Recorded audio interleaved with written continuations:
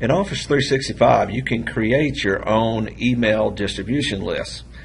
The first thing you need to do is log into Office 365 and click on the Outlook tab. The next thing you do is go to the gear in the top right hand corner, click on that, and from the selections you see here, choose Options.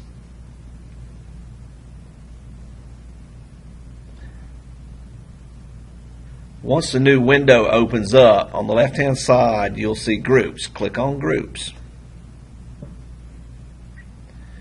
You'll see two areas here dealing with distribution groups. This area here on the left hand side shows you all the groups you're a member of. Over on the right hand side shows you all the groups you own, all the groups that you've made. So you probably don't have any groups now. If you want to create a new group, you just go to the little plus sign, click on that, give your group a display name. This is what shows up in the email that you send. Then next, give your group an alias. This is the first part of the group's email address. Don't have any spaces or special symbols in there. I'm just going to type out the same thing as my display name and do that with no spaces. Once I click in the email address box, it's going to fill in that alias. Go to the drop down here and change that to hcbe.net. In the description box, you can fill a description if you like. I'm going to scroll on down. Here's a box where you can add owners. You'll be an owner automatically since you created the distribution list, but if you've got a team teacher or another person that sponsors a club that needs to be able to manage this list, you could add them as well. Below this you see members. You can hit the plus sign here and add members individually if you want to, but a better way to do this is to make sure you've chosen open, the open selection here, because this allows people to join your group on their own. All they need to know is the name of your distribution group and they can go and join it, and this way you don't have to type in any email addresses at all. And this is great if you have 100+ kids in a club or on a team or in your classes.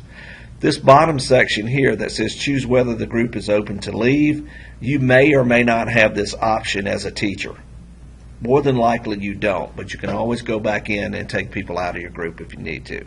So enter that information, press save, and now your group has been created, but there's no members, and I'll show you how students can join your group.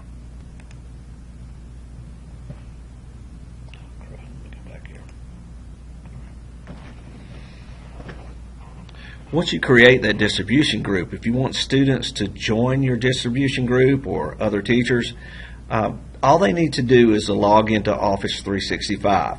They will click on the Outlook tab as well. Then they will click on the gear. They will go to Options. And once the new screen comes up, they will click on Groups. And again, it'll show them on the left side what groups they belong to, and on the right side which groups they've created. But we're going to be working on the left side when you join a group. So over on the left hand side you'll see a little icon that has two little people with a plus sign.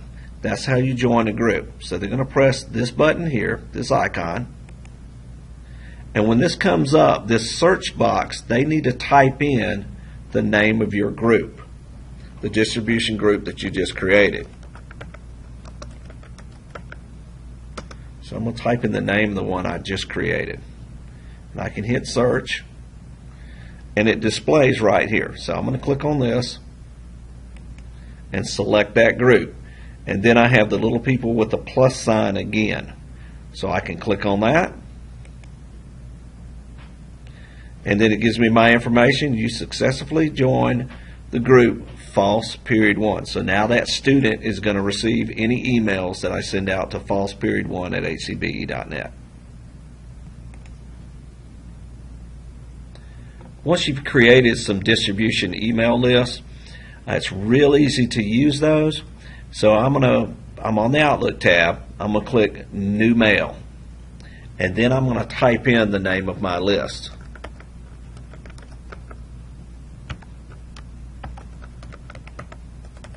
Now you'll have to type in the full email address the first time, and then I'll show you in a second how it'll start showing up in a drop down. So test email here, a little message, and then I press send, and everybody that's in my group will receive this email. So it's been sent. And if I were to go, and here's my email, it just popped up. I'm a member of that group by default, so I'm always going to get a copy of that email that gets sent. So if I go to use that email list again, I'm going to type new email. And this time when I start typing out the beginning of that email list, I'm going to see it show up down here. So once I use it one time, it's going to start showing up in my list automatically, so you won't have to type it out every time. So again, just a real simple way to use that list, and everybody's getting these emails and attachments that are members of that group. If you need to make changes to your email distribution list, just log into Office 365, click on Outlook. I can go to the gear. I'm going to click on Options. I'm going to click on Groups. And I'm going to go over to the right-hand side, and it shows me all the groups that I've created that I own. So I can select it. I can go to the little pencil that will give me some edit options. I can go to the trash can and delete the list completely if I want to. But I'm going to look at Edit, and I'm going to click on the little pencil. And once that opens up, it allows me to make changes to it, the display name, the alias, and so on. I can click on Ownership and choose who owns it. I can click on Membership. And in here, I can add or take away students as needed. So if I have a new kid join in later, I can add that kid very quickly. If I have some kids have a schedule change, I can take them out of my list very quickly. So it gives you a lot of little options, and once you make your changes, you click Save. That email list will be updated, and when you start using that email list in the future, only those people that have been added or to the group will receive those emails. So it's quick and simple to edit an email group.